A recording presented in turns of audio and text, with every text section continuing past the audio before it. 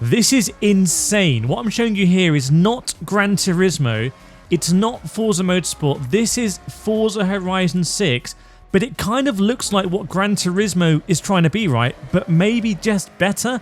This could be the Gran Turismo killer. And I'm not even joking. In this video, I'm going to go into all of the new features that are coming in Forza Horizon 6 they've just announced, including the estate, including all of like the sim features, including the way they're rejigging the festival, which I actually quite like because I'm not a big fan of the festival. But just have a look at this. Look, we've got a proximity radar in Forza Horizon 6 for more competitive racing, but it's still Horizon. They're still doing stuff like it can auto-drive. It can drive you to your destination if you're someone who just wants to do that. And they've got all the accessibility. We're going to get into everything, but just bear in mind, Gran Turismo 7 is a track-only racer. There is no free roam in Gran Turismo 7. There's no actual real meeting places like this, even though they added some kind of weird menu. And remember, Assetto Corsa Evo hasn't launched on console yet, but Forza Horizon 6 is coming out on Xbox and PC, and it's going to come out on PlayStation 5 as well. So this is all going to happen on console and PC, and it's looking pretty insane. So what do we have here? This is the sequel to Forza Horizon 5, which I said at the time was going to be something that would make Gran Turismo take note, and Forza Horizon 5 subsequently came to PS5 and basically became the best-selling game there. Not just racing game, best-selling game full stop. These are big games. These are polished games. They don't mess around at Playground when they make these. And this is what they bring now. This is Tokyo. Like how this would be like a little cutscene in Gran Turismo 7, or maybe Escape. But in Forza Horizon 6, we're going to be able to drive it in like an NSX or a Lamborghini, and I'm going to show you here, they're working with Toyota. They're doing all of this in Gran Turismo's backyard. So if you're a sim racer or you're a Gran Turismo fan, you've got to pay attention to what's going on here, because Forza Horizon, they're trying to make an actual livable, breathable world. Is pretty high stakes, but if they can pull it off, I think this is going to be big for racing games and sim racing. So firstly, with the festival, you know me on this channel, I don't like the whole festival stuff. I don't like the whole start the game with jumping out the back of a plane in like an AMG 1. Not for me. What they're doing here is more of like a rags to riches thing. You start off as a nobody, no one knows about you, you're actually a tourist, you're not even part of the festival, and you have to work your way up. I like that. Forza Horizon 5 just threw cars at you, you were already some kind of like weird superstar. And I'm on record saying I don't like that. So this is going to be different. It's going to make you feel like you have to earn it more. There's going to be lots of stuff outside of the Horizon Festival as well to do, which again I enjoy, because I actually think the Horizon Festival is a little bit divisive. I think the more mature you are as a racer or sim racer, the more it's going to turn you off. There is going to be some kind of elite or legend island where you're going to be able to go into and do all of like your proper Horizon-y festival things, but you're also going to be able to do touge, you're going to be able to do point to point, you're going to be able to just race people, and you're going to be able to use the sim features like a proximity radar. I've never seen a proximity radar like this in an open world racing game before, and Forza Horizon have explicitly said they want to be the best open world racing game. They're calling shots out to Test Drive Unlimited. They're calling shots out to Assetto Corsa Evo. They're calling shots out to the Crew Motorfest. They're all games that I really enjoy. But look at this. I mean, at times this kind of looks like Forza Motorsport, you know, Fujimi Kaido or Gran Turismo Tokyo Expressway, but in Horizon. So we can choose from 500... This is not a sponsored video, by the way. Xbox is not paying me. You know, I've done some stuff with Xbox previously with early access. I have not had early access to this. I'm literally just letting you know what is coming out, having seen it all today. And you let me know in the comments. This looks absolutely insane. I'm not someone to normally overhype stuff. I'm quite critical.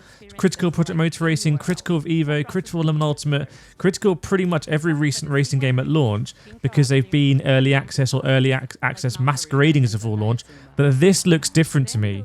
You can just tell there's polish on this. And because Forza Horizon 5 has been so successful and had... I mean, look at this.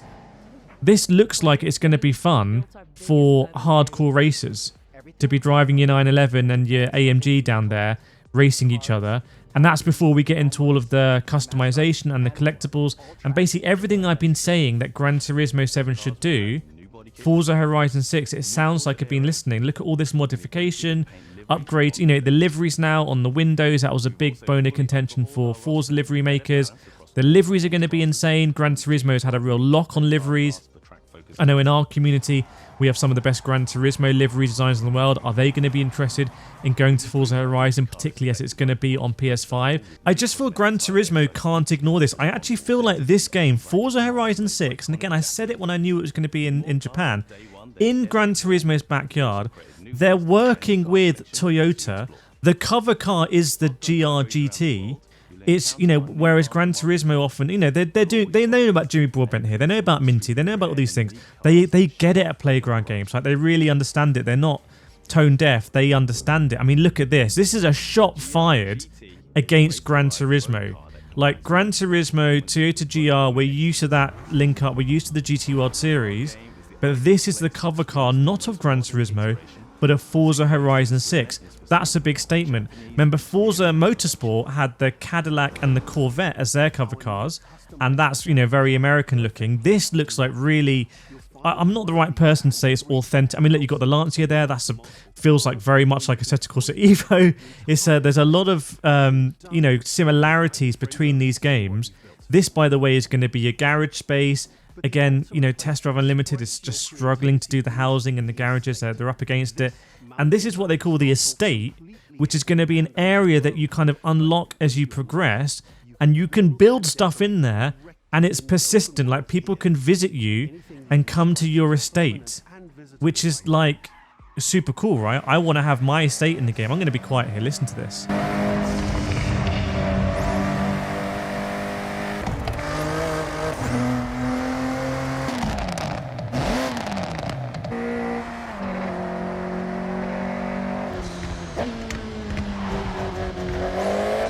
Okay, there's a lot of third person there, but remember, you don't need to drive in third person. You can drive in bonnet cam here. You can drive in first person cockpit view.